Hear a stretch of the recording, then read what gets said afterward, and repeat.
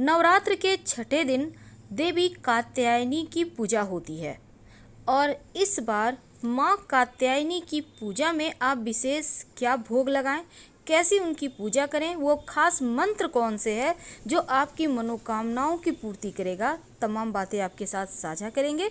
Video के अंत तक बने रहिए। माँ दुर्गा के 9 स्वरूप में छठा स्वरूप है माँ कात्यायनी की, और माँ कात्यायनी की आराधना करने से शुभ फल की प्राप्ति होती है और इनकी पूजा करने से जीवन में सुख सौभाग्य बढ़ता है। माँ कात्यायनी का स्वरूप अत्यंत ही भव्य और दिव्य है। ये स्वर्ण के समान चमकीली हैं और इनकी 4 भुजाएं हैं। दाहिने तरफ का ऊपर वाला हाथ अभय मुद्रा में है और नीचे वाला हाथ वर मुद्रा में है। माँ के बाएं तरफ के ऊपर वाले हाथ में तलवार है और नीचे वाले हाथ में कमल का पुष्प सुशोभित है। माँ कात्यायनी का वाहन सिंह है। माँ दुर्गा के इस स्वरूप की प्राचीन कथा में एक वर्णन आता है कि महर्षि कात्यायन, जिन्होंने भगवती जगदम्बा को पुत्री के रूप में प्राप्त करने के लिए उनकी कठिन तपस्या की, कई हजार वर्ष तक कठिन तपस्या करने के पश्चात महर्षि कात्यायन के यहाँ देवी जगदम्बा ने पुत्री रूप में जन्म लिया और कात्यायनी कहलाईं। ये बहुत ही गुणवंती थी और इनका प्रमुख गुण खोज करना था, इसीलिए वैज्ञानिक युग में देवी कात्यायनी का सबसे ज़्यादा महत्व है।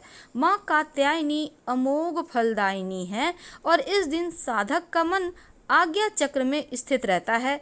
योग साधना में इस आज्ञा चक्र का अत्यंत महत्वपूर्ण स्थान है और इस दिन जो व्यक्ति हैं, जो पूजा कर रहे हैं, जो जातक हैं, उनका आज्ञा चक्र में मन स्थित होने के कारण माँ कात्यायनी के सहज रूप से दर्शन प्राप्त हो जाते हैं और अलौकिक तेज से युक्त रहता है।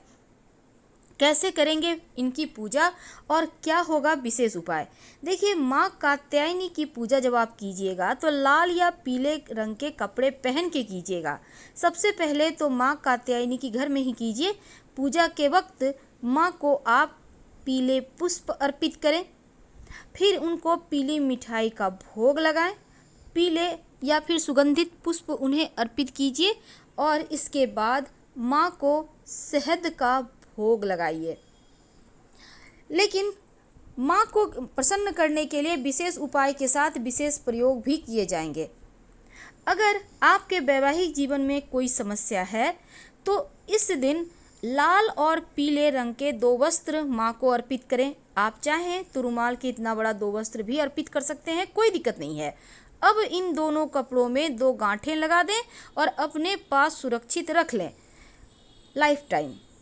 आप कहीं भी रख सकते हैं, अपने विवाह के वस्त्र के साथ रख सकते हैं, आप अपने ज्वेलरी वगैरह के साथ, श्रृंगार के प्रसाधन के सामान के साथ भी रख सकते हैं। ऐसा करने से सुखद वैवाहिक जीवन का आशीर्वाद प्राप्त होता है और सभी मनोकामनाएं पूर्ण हो जाती है। अगर आपका विवाह में बाधाएं आ रही हैं, विवाह संबंधी मुश्किलें हैं, तब ऐसे में माँ को आप विशेष तरह से मना सकते हैं।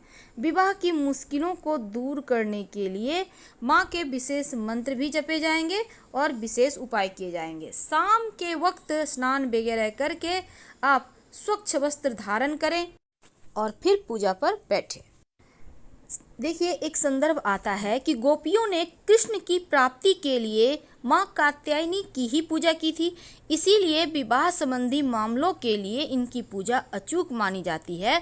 मनचाहा पति प्राप्त करने के लिए या फिर शीघ्र विवाह के लिए, या आप चाहते हैं कि आप लव मैरिज करें, प्रेम विवाह, इसके लिए भी माँ की पूजा की जाती है।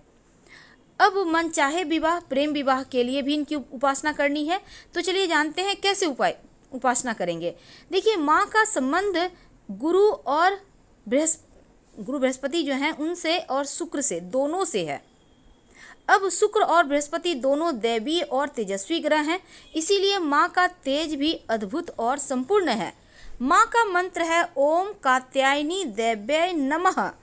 इस मंत्र का जप करने से माँ की सारी जो आशीर्वाद है वो आपको आसानी से मिलता है। अब हम बात कर रहे हैं कैसे पूजा करेंगे। देखिए, शाम के वक्त गोधूली बेला में माँ की पूजा करने का विधान है। पीले या लाल रंग के वस्त्र धारण करें। फिर माँ को पीले पुष्प, पीले नैवेद्य अर्पित करें और इनको शहद अर्पित करें, जो बहुत शुभ माना जाता है। माँ को सुगंधित पुष्प ही अर्पित कीजिएगा।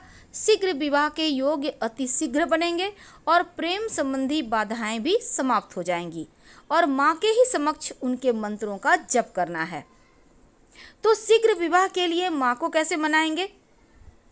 ये तो सिंपल तरीका है, लेकिन एक खास प्रयोग। देखिए, सबसे पहली बात तो आप चाहते हैं कि जल्दी से शादी हो जाए 3 से 6 महीने के अंदर, तब एक छोटा काम करें। शाम के समय ही करना है। माँ के सामने एक दीपक जलाइए। घी का दिया होगा, एक मुखी लाल धागे की बाती होगी, 2 लौंग डाल दीजिए। अब माँ को पीले पुष्प अर्पित करें। फिर 3 हल्दी की गांठ अर्पित करें और माँ का मंत्र है, कात्यायनी महामाये महायोगिन्यधीश्वरी नंद गोप सुतं देवी पति में कुरुते नमः। फिर से सुन लें, कात्यायनी महामाये महायोगिन्यधीश्वरी नंद गोप सुतं देवी पति में कुरुते नमः। इसके बाद माँ को जो आपने हल्दी की गांठ अर्पित की है उसको सुरक्षित पाद में रख लीजिएगा और माँ को जब आप शहद अर्पित कीजिएगा ना, तो चांदी या मिट्टी के पात्र में ही अर्पित कीजिएगा। आपको इसके विशेष फायदे मिलेंगे, आपका प्रभाव बढ़ेगा, आपके आकर्षण क्षमता में वृद्धि होगी और फिर प्रसाद के रूप में सब कोई ग्रहण कीजिएगा।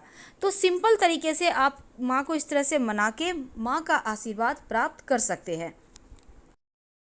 तो माँ की जब आप पूजा करेंगे ना, तो पूजा में अगर आपको कदम्ब का पुष्प कहीं से मिल जाए तो ज़रूर अर्पित कीजिएगा। आपके जीवन के विवाह संबंधी सभी बाधाएं दूर होंगी, क्योंकि कदम्ब का पुष्प प्रेम का प्रतीक माना जाता है। और माँ को लौकी का भोग भी लगाने का विधान है। अगर आपको मिल जाए तो पास के किसी मंदिर में जाकर रखाइएगा खरीद कर। और माँ को प्रसन्न करने के लिए जो शहद अर्पित कीजिएगा, चांदी या फिर मिट्टी के बर्तन में ही अर्पित कीजिएगा। और इसके साथ मीठा पान आप पंसारी के दुकान में बनवा लीजिएगा। अगर नहीं बनवा सकते तो कोई बात नहीं, घर में ही एक पान का पत्ता को साफ सुथरा धो ले कर ले। पान का पत्ता को काटना नहीं है, सिर्फ डंठल हटा दें और इसके बाद पान के पत्ते पर लौंग, इलायची और बतासा या फिर मिश्री के दाने रखकर, मिश्री यानी चीनी जो होता है मोटा वाला, आप रखकर उसको पीड़ा की तरह बनाकर माँ को अर्पित कर दें। आपके जीवन की सभी समस्त समस्याएं समाप्त हो जाएगी। और इस दिन गोधूली बेला में माँ कात्यायनी की पूजा करें तो ज़्यादा फल आपको मिलता है। अब जीवन में अगर लाख प्रयास के बाद भी धन ना आ रहा हो, आप बहुत परेशान हैं, कमाते तो हैं पर धन है कि टिकता ही नहीं या फिर धन ही नहीं आ रहा, तब ऐसे में माँ कात्यायनी की जब आप पूजा कीजिएगा, पुरुष है महिला है कोई भी ये प्रयोग कर सकता है। माँ को 3 हल्दी की गांठ अर्पित करें। अलग अलग मनोकामनाओं के लिए अलग अलग अर्पित करना है।